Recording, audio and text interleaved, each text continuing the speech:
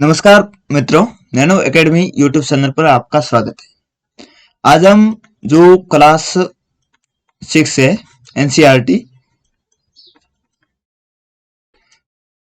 Science है, उसका पहला चैप्टर है भोजन के घटक, ये पढ़ेंगे। तो बच्चों, आपको पता है कि कोई भी कॉम्पिटिटिव एग्जाम हो, प्रतियोगी परीक्षा हो, तो उसमें एनसीईआरटी का रोल सबसे ज्यादा रहता है। तो ये साइंस की एनसीईआरटी क्लास 6 की है, ये इस यूट्यूब चैनल पर पूरी पढ़ेंगे। तो आप प्ले लिस्ट में जाके बाकी वीडियो भी आप देख सकते हैं। तो आज पहला चैप्टर देखेंगे, बाकी चैप्टर है वो भी वीडियो आपको मिल जाएंगे। आज पहला चैप्टर है भोजन के घटक। तो इसमें देखते हैं कि भोजन के घटक कौन कौन से हैं। पिछली कक्षाओं में हमने उन खाद्य पदार्थों की सूची बनाई थी जिसे हम खाते हैं। भारत के विभिन्न भागों में खाए जाने वाले भिन्न भिन्न व्यंजनों के बारे में हमने बताया था तथा इन्हें मानचित्र में अंकित किया था। यानी पिछली कक्षाओं में जो खाद्य पदार्थों की आपने सूची बनाई थी, तो ये पिछली कक्षाओं की बात कर रहा है। यहाँ पर बच्चों, जो भी हम खाने में बनाते हैं, चपाती, दाल, बैंगन का भरता, तो इनके बारे में बताया गया है कि हम कैसी कैसी सब्जी खाते हैं।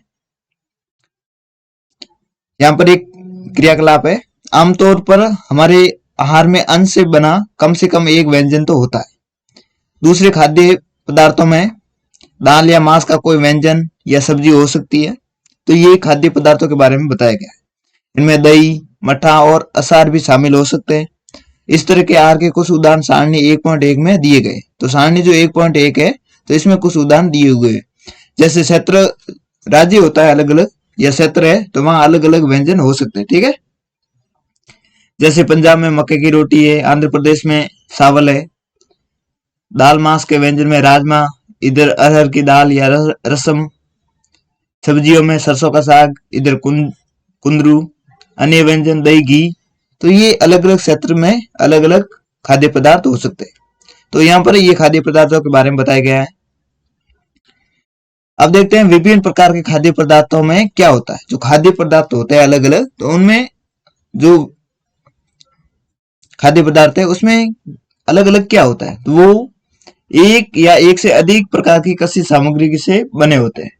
जो खाद्य पदार्थ है वो कच्ची सामग्री है, उनसे बने होते हैं, जो हमें पादपों या जंतुओं से मिलते हैं। तो खाद्य पदार्थ है वो कच्ची सामग्री से बने होते हैं। कच्ची सामग्री के संघ घटक है वो क्या है।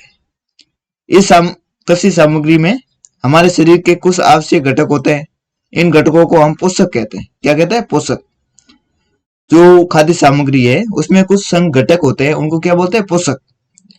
हमारे भोजन के मुख्य पोषक कौन कौन से? कार्बोहाइड्रेट, प्रोटीन, वसा, विटामिन और खनिज लवण। तो ये क्या है? मुख्य पोषक है।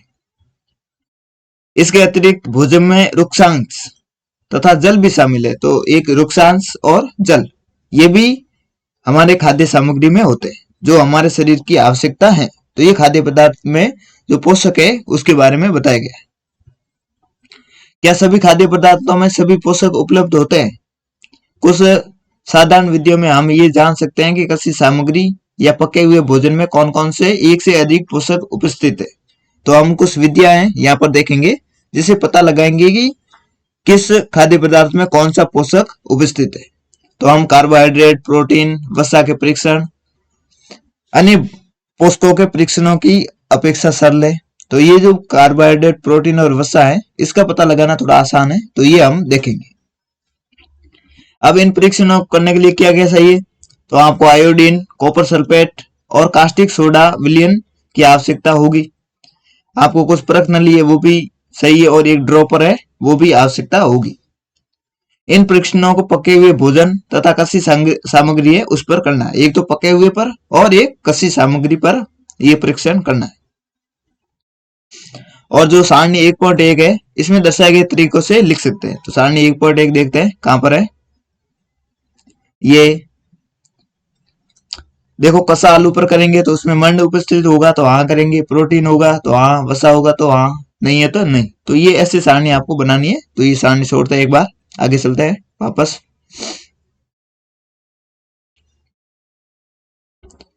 यदि आवश्यक विलयन तत्काल उपलब्ध नहीं है तो आपको अध्यापक निम्न विधियों से उन्हें तैयार कर सकते हैं। यानी आपके पास विलयन नहीं है तो आप और अध्यापक है वो उस विलयन को यहाँ पर विद्या दी हुई है उसके हिसाब से आप तैयार कर सकते हैं। आइए विभिन्न खाद्य पदार्थों की जांच करके देखें जिसमें कार्बोहाइड्रेट उपस्थित है। पहले कार्बोहाइड्रेट की जांच करते हैं। कार्बोहाइड्रेट कई प्रकार के होते हैं। हमारे भोजन में पाए जाने वाले मुख्य कार्बोहाइड्रेट है वो मंड या शर्करा के रूप में होते हैं। ये अंडरलाइन कर लो, कार्बोहाइड्रेट है वो या तो मंड के रूप में होगा या शर्करा के रूप में उपस्थित होगा। अभी ये विलयन तैयार करने की विधिया है। आयोडीन का तनु विलयन है, उसके लिए जल से आधी भरी परत नली में कुछ बूंदे टिंसर आयोडीन है उसकी मिला लीजिए, तो ये आयोडीन का तनु विलयन है वो तैयार हो जाएगा। तनु एन होता है पतला, जहां आयोडीन बिल्कुल कम हो और पानी ज्यादा हो। कॉपर सल्फेट विलयन बनाना है तो 100 मिलीलीटर जल है, 100 मिली जल लेना है, उसमें 2 ग्राम कॉपर सल्फेट जो है वो मिला लेना है, तो इससे कॉपर सल्फेट बन जाएगा। 100 मिलीलीटर जल में 10 ग्राम कास्टिक सोडा है, वो घोलने से अभिष्ट कास्टिक सोडा विलयन है वो बन जाएगा। तो अभिष्ट कास्टिक सोडा में क्या होता है, कास्टिक सोडा। अब मंड के परीक्षण के लिए क्रियाकलाप करते हैं। परीक्षण के लिए खाद्य पदार्थ या कच्ची सामग्री की अल्प मात्रा लीजिए। जो परीक्षण करना है उसके लिए कच्ची सामग्री की छोटी सी मात्रा लीजिए। इसमें तनु आयोडीन विलयन है जो बनाया था हमने, उसकी 1-2-3 बूंद डालिए। किसकी? तनु आयोडीन विलयन की। खाद्य पदार्थ के रंग में होने वाले परिवर्तन को देखिए। अब देखो खाद्य पदार्थ में रंग चेंज होता है कि नहीं, क्या ये नीला या काला हो जाता है? नीला या काला हो जाता है। ये नीला या काला रंग मंड की उपस्थिति दर्शाता है। पहले आपको क्या करना है, तनु आयोडीन विलयन है उसकी 1-2 बूंद डालनी है। यदि खाद्य पदार्थ नीला या काला रंग का पड़ जाता है, हो जाता है, तो इससे पता चलता है कि इसमें क्या है, मंड है। मंड क्या है? कार्बोहाइड्रेट। ठीक है, ये देखो 1-2 बूंद डाल रही है आयोडीन की, किस पर? आलू पर, तो कैसा नीला हो रहा है, तो इसमें मंड है। अब प्रोटीन के परीक्षण के लिए, अब प्रोटीन का परीक्षण करने के लिए देखते हैं। प्रोटीन के परीक्षण के लिए किसी खाद्य पदार्थ की थोड़ी मात्रा लीजिए। जिस खाद्य पदार्थ का परीक्षण करना है यदि वह ठोस है तो उसका पेस्ट अथवा सूंड बनाने की आवश्यकता होगी। यदि कोई पदार्थ ठोस है तो उसको आपको क्या करना है, या तो पेस्ट बना दो या सूंड बना दो। खाद्य पदार्थ की थोड़ी मात्रा को पीस कर या मसल कर उसके सूंड को एक साफ परख नली में डालना है। किसमें? परख नली। उसमें 10 बूंद जल डालना है और उसे अच्छी तरह हिलाना है। अब क्या करना है, अब ड्रॉपर की सहायता से परख नली में 2 बूंद कॉपर सल्फेट, क्या डालना है? कॉपर। प्रोटीन का परीक्षण करना है तो आपको क्या करना है, कॉपर सल्फेट का विलयन है उसकी 2 बूंद डालनी है, और 10 बूंद कास्टिक सोडा की, जो कास्टिक सोडा विलयन है उसकी 10 बूंद डालनी है। अच्छी तरह हिलाकर कुछ मिनट तक परख नली है उसको रख दीजिए। आपने क्या देखा, क्या परख नली का पदार्थ है वो बैंगनी रंग का हो गया? कैसे रंग? बैंगनी रंग। तो ये ध्यान रखना, मंड का परीक्षण था उसमें वो नीला या काला पड़ता था, प्रोटीन के परीक्षण में ये बैंगनी रंग का हो जाता है। बैंगनी रंग है वो खाद्य पदार्थ में प्रोटीन की उपस्थिति को दर्शाता है। तो बैंगनी रंग है वो प्रोटीन की उपस्थिति है उसको दर्शाता है। अब बाकी खाद्य पदार्थ है उसके साथ भी ये करना है।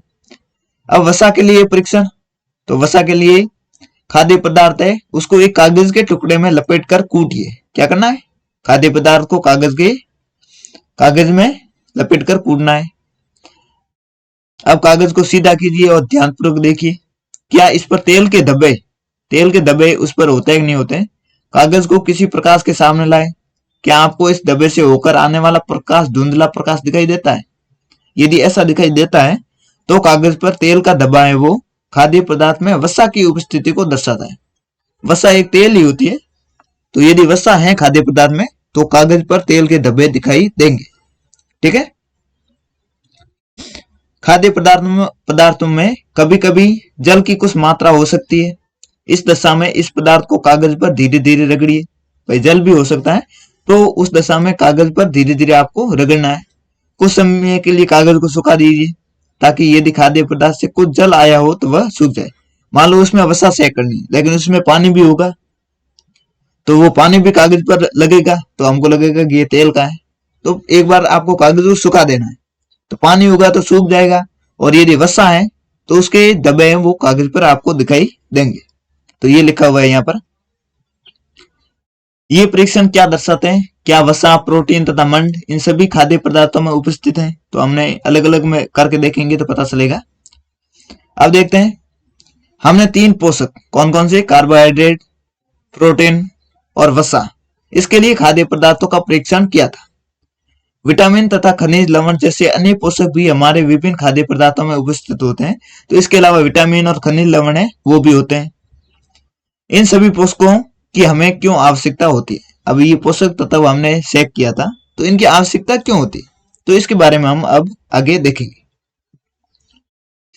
विभिन्न पोषक हमारे शरीर के लिए क्या करते हैं? जो विभिन्न पोषक हैं वो हमारे शरीर के लिए क्या करते हैं? कार्बोहाइड्रेट मुख्य रूप से हमारे शरीर को ऊर्जा प्रदान करता है। जो कार्बोहाइड्रेट है वो हमारे शरीर को क्या करता है? ऊर्जा प्रदान करता है, तो ये अंडरलाइन कर लो। वसा है, इससे भी ऊर्जा मिलती है। वास्तविकता ये है कि कार्बोहाइड्रेट की तुलना में वसा की समान मात्रा से हमें अधिक ऊर्जा प्राप्त होती है। मान लो 1 ग्राम कार्बोहाइड्रेट है और 1 ग्राम वसा है, तो वसा से ज्यादा ऊर्जा मिलेगी और कार्बोहाइड्रेट है उससे कम मिलेगी। ठीक है,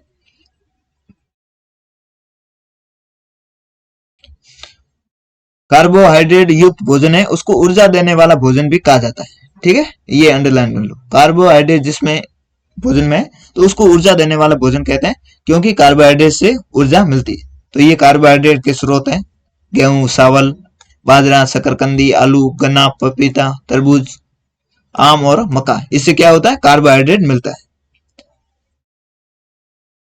ये वसा के स्रोत हैं, सूरजमुखी का तेल, सरसों का तेल, नारियल, सोयाबीन तेल, गिरी, तिल, मूंगफली, तो इसमें क्या मिलता है? वसा होती है।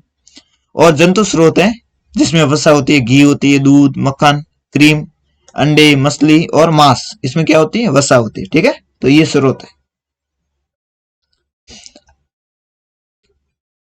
यहाँ पर ये विटामिन ए के स्रोत है। विटामिन ए के स्रोत क्या है? आम है, दूध है, मछली का तेल है, पपीता, गाजर, विटामिन ए का स्रोत है। विटामिन ए से आंखें सही रहती हैं, तो गाजर आपको आंखों के स्वास्थ्य के लिए गाजर खानी चाहिए। ठीक है, विटामिन बी के स्रोत, ये यकृत, गेहूं और चावल, ये विटामिन बी के स्रोत है। विटामिन सी के स्रोत, अमरूद, यानी विटामिन सी खट्टी चीजों में होती है, तो संतरा, टमाटर, नींबू, आंवला, मिर्च, अमरूद, तो ये खट्टी खट्टी चीजें जिसमें विटामिन सी होती है।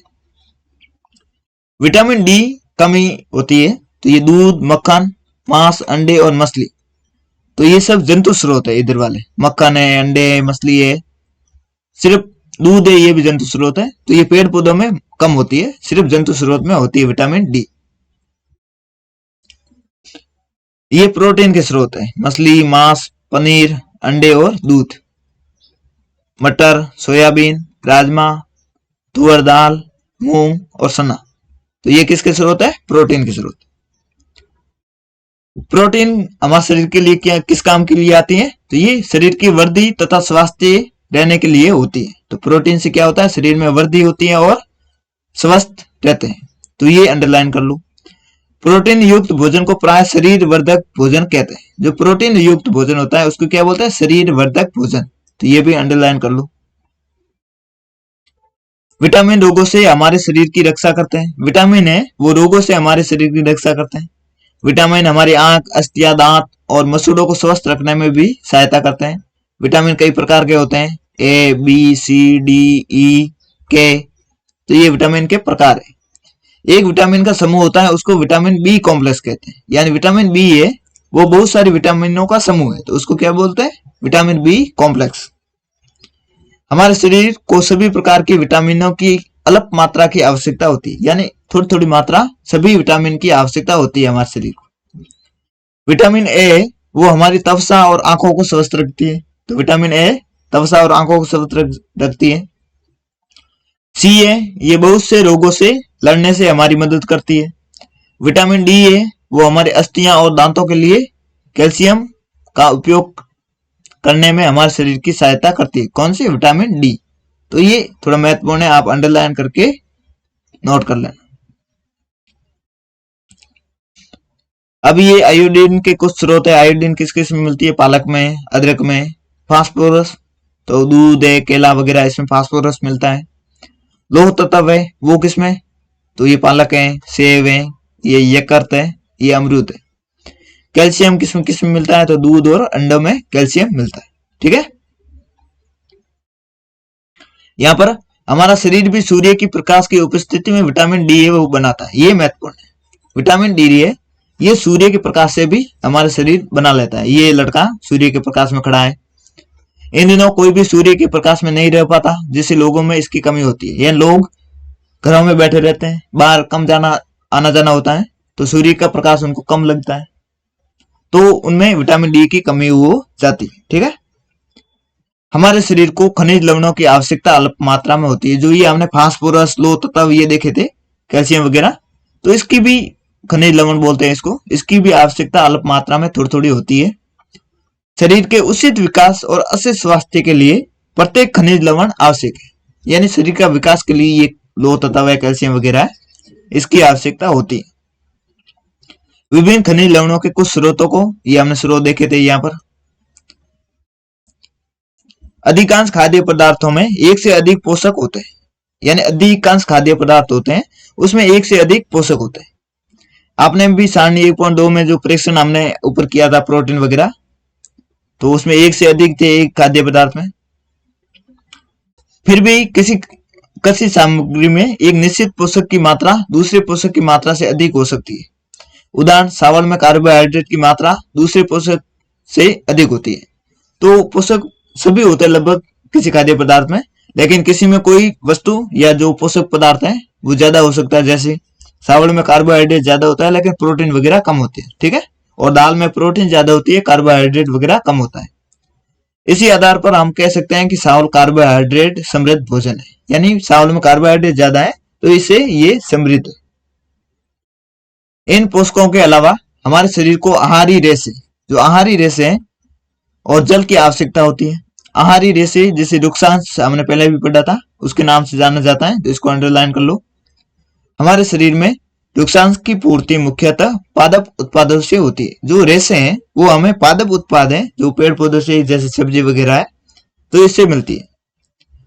रुक्षांश के मुख्य स्रोत जैसे साबुत खाद्यान्न, दाल है, आलू है, ताजे फल है और सब्जियां, इसमें क्या होते हैं, रुक्षांश या रेशे होते हैं। रुक्षांश हमारे शरीर को कोई पोषक प्रदान नहीं करते, यानी उन रेशों में कोई पोषक प्रदान नहीं होता है, फिर भी ये हमारे भोजन के आवश्यक अवयव है। फिर भी ये हमारे भोजन में ये जरूरी है, क्योंकि इसका आयतन बढ़ा देता है, यानी भोजन का जो आयतन है वो रेशों से बढ़ जाता है। और रुक्षांश बिना पचे भोजन को बाहर निकालने में हमारे शरीर की सहायता करता है। यानी कोई पदार्थ है जो पचता नहीं है, तो वो रेशे हैं वो उसको बाहर निकालने में सहायता करते हैं, तो रेशे भी जरूरी है। जल भोजन में उपस्थित पोषकों को अवशोषित करने में हमारे शरीर की सहायता करता है, यानी भोजन में जल की भी आवश्यकता होती है, वो भी जरूरी है। ये कुछ अपशिष्ट पदार्थ हैं जैसे मूत्र और पसीने को शरीर से बाहर निकालने में भी सहायता करता है। सामान्यतः हमारे शरीर को जितने जल की आवश्यकता होती है वह हमें उन वस्तुओं से प्राप्त होता है जिसे हम द्रव रूप में लेते हैं। यानी नॉर्मल जैसे जल है, दूध है और साए है जो पानी के रूप में होते हैं, इससे हमें जल की जो आवश्यकता है वो पूरी हो जाती है। इसके अतिरिक्त हमें भोजन पकाने में और पानी का प्रयोग किया जाता है। आइए देखें कि हमें कोई अन्य स्रोत हमारे शरीर को जल प्रदान करता है। देखो, पानी पीते हैं उससे जल मिलता है, लेकिन और कौन कौन से स्रोत है जिससे हमको जल वगैरह मिलता है। तो आगे देखते हैं क्रियाकलाप 3। एक टमाटर अथवा नींबू जैसा कोई फल ले, इसमें छोटे छोटे हिस्सों में काट ले। क्या ऐसा करते समय आपके हाथ गीले होते हैं? यानी टमाटर वगैरह है, नींबू है, इसमें भी जल होता है, तो वो भी हमारे शरीर को मिलता है। तो ये सब्जियों के बारे में जिसमें जल होता है जो हमें मिलता है। ठीक है, अब देखते हैं, क्या आप सोचते हैं कि प्रत्येक आयु वर्ग के लोगों को एक ही प्रकार के आहार की आवश्यकता होती है? जैसे बच्चों को अलग प्रकार के आहार की आवश्यकता होती है, बूढ़े होते हैं उनको अलग प्रकार के आहार की आवश्यकता होती है, तो आयु के अनुसार अलग अलग होता है। क्या आप ये भी सोचते हैं कि हमारा संतुलित आहार हमारे शारीरिक कार्य पर निर्भर करता है? यानी आप शारीरिक कार्य कितना करते हैं, ज्यादा आप काम करते हो तो ज्यादा भोजन की आवश्यकता होगी, कम करते हो तो कम भोजन की आवश्यकता। एक सप्ताह की अवधि में आप जो भी खाते हैं उसका एक चार्ट तैयार कीजिए। चार्ट वगैरह बनाने के लिए बोला गया है। दाल, मूंगफली, सोयाबीन, अंकुरित बीज, किण्वित भोजन, दक्षिण भारतीय भोजन जैसे इडली वगैरह है। आटे का मिश्रण जैसे मिस्सी रोटी, थेपला, अनाज व दालों से बना होता है। केला, पालक, सत्तू, गुड़ उपलब्ध सब्जियां, तो ये आपको उपलब्ध कराते हैं। इसलिए कोई व्यक्ति अल्प व्यय से संतुलित आहार खा सकता है, यानी जो ये है दालें वगैरह, तो इससे आपको संतुलित आहार मिल सकता है। ठीक है, उचित प्रकार का भोजन करना है पर्याप्त नहीं है। आपको ये नहीं कि उसी प्रकार का भोजन कर लिया हो, इसे उसी तरीके से पकाना भी सही है। ऐसे नहीं कि किसी भोजन को जला के आप खाओ तो उससे आपको पोषक तत्व नहीं मिलेंगे, इसके पोषक तत्व नष्ट हो जाते हैं। देखो, इसको ज्यादा पकाएंगे तो इसके पोषक तत्व है वो नष्ट हो जाते हैं। क्या आप जानते हैं कि पकाते समय कुछ पोषक है वो नष्ट हो जाते हैं। छिलका उतारते हैं, छिलका उतारकर यदि सब्जियों और फलों को धोया जाता है तो ये संभव है कि इसमें कुछ विटामिन है वो नष्ट हो जाएंगे, यानी धोने मात्र से ही विटामिन नष्ट हो जाती है। सब्जियों और फलों को तवसा में कई महत्वपूर्ण विटामिन और खनिज लवण होते हैं। जो सब्जियां और फल है उसकी जो तवसा होती है, बाहरी आवरण होता है, उसमें भी कई प्रकार के विटामिन और खनिज लवण होते हैं। चावल और दाल है उसको बार बार धोने से उसमें विटामिन और खनिज लवण है वो भी अलग हो जाते हैं। तो धोने वगैरह से या पकाने से भी पोषक तत्व है वो नष्ट हो जाते हैं। हम सभी जानते हैं कि पकाने से भोजन का स्वाद बढ़ता है। भाई, पकाने से भोजन का स्वाद तो बढ़ता है, तथा इसे पचाने में भी आसानी होती है। इसके साथ साथ पकाने में कुछ पोषक तत्वों की हानि भी हो सकती है।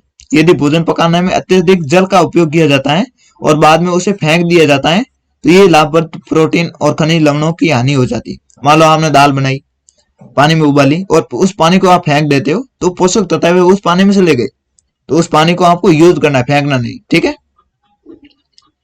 पकाने में विटामिन सी तो आसानी से गर्मी से नष्ट हो जाती है।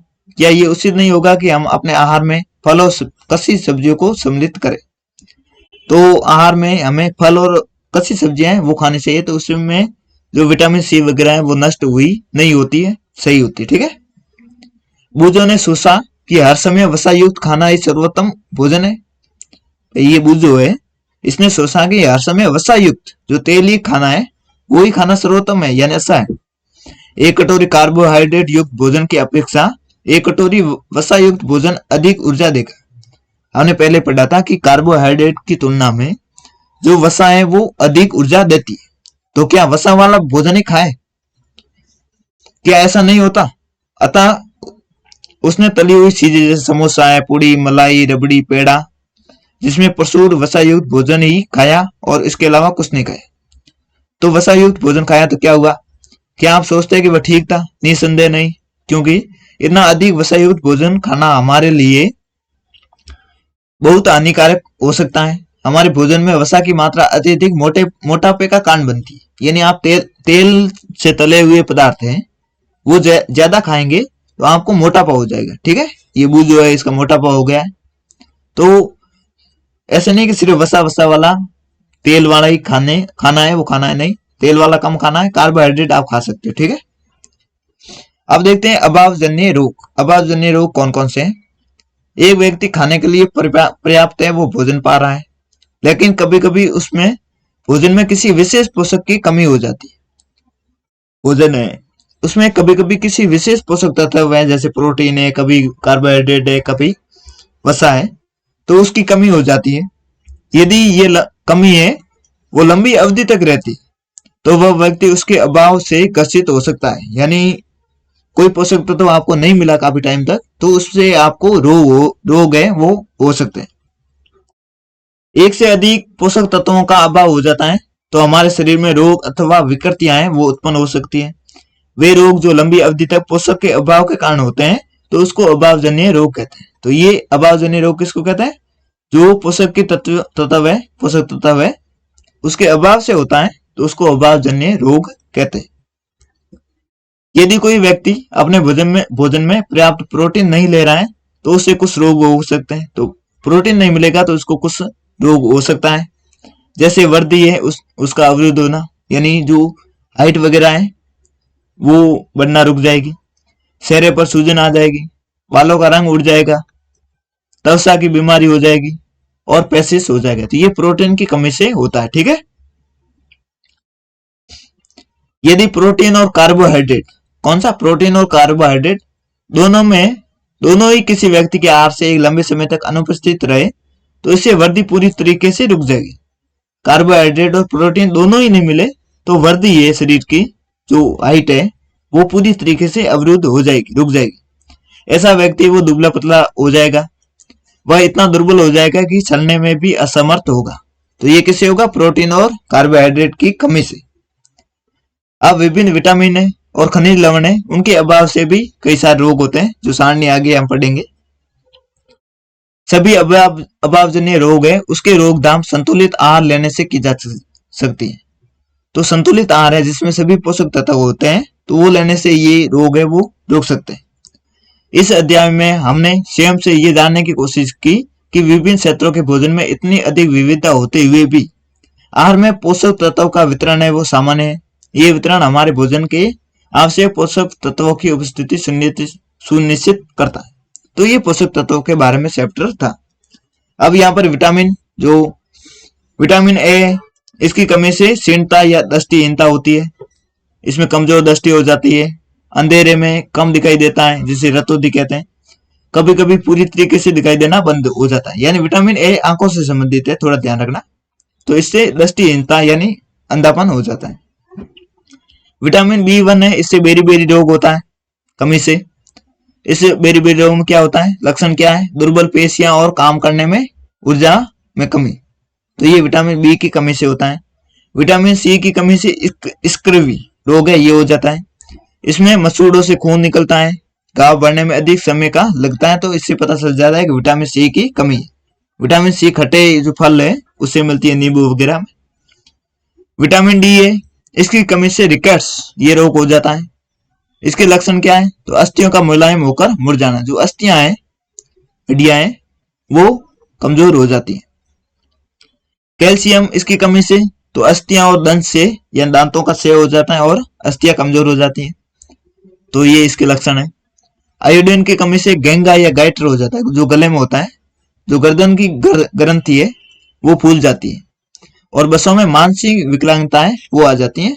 तो ये किसकी कमी से? आयोडीन की कमी से। लोह की कमी से, ये लोहा जो नॉर्मल लोहा है ये यही होता है, मतलब सूक्ष्म मात्रा में होता है। तो इसकी कमी से अरक्तता हो जाती है और इसमें लक्षण क्या है? कमजोरी आ जाती है लोह की कमी से। ये महिला में ज्यादा होती है लोह की कमी। अब देखते हैं ये FSSAI ये क्या करती है? जो हमारे जो खाद्य पदार्थ होते हैं आते हैं बाजार में, तो उसका परीक्षण करती है, उसकी जांच करती है। ठीक है, इसके मानक होती है, उसके अनुसार दृढ़ीकृत खाद्य पदार्थों का लोगो है, ये लोगो है। ठीक है, खाद्य पदार्थ का। खाद्य पदार्थों के सुदृढ़ीकरण से अभिप्राय है कि मुख्य भोजन जैसे चावल है, गेहूं है, तेल, दूध, नमक में जो प्रमुख विटामिनों और खनिजों को मिलाकर उसमें पोषक तत्वों को उत्तम बनाता। यानी जो खाद्य पदार्थ होते हैं, तो कोई मान लो खाद्य पदार्थ बेचना चाहता है तो उसको इससे क्या करना है? जो सर्टिफिकेट है वो लेना होता है। जैसे ये कुरकुरे वगैरह आते हैं, नमकीन वगैरह, तो इनको इस FSSAI है, इससे लाइसेंस लेना पड़ता है। तो ये चैप्टर पूरा हो गया। अगला चैप्टर है NCERT साइंस 6 का दूसरा चैप्टर, वो अगले वीडियो में देखेंगे। तो आप प्ले लिस्ट में जाके दूसरे चैप्टर पर आ सकते हो। तो मिलते हैं अगले वीडियो में, तब तक पढ़ाई करते रहो। और NCERT है ये प्रत्येक एग्जाम में महत्वपूर्ण होती है, प्रतियोगी परीक्षा में, तो पढ़ते रहे। और बाकी NCERT है बाकी क्लास की, वो भी आपको इस YouTube चैनल पर मिल जाएगी। तो मिलते हैं अगले वीडियो में, धन्यवाद।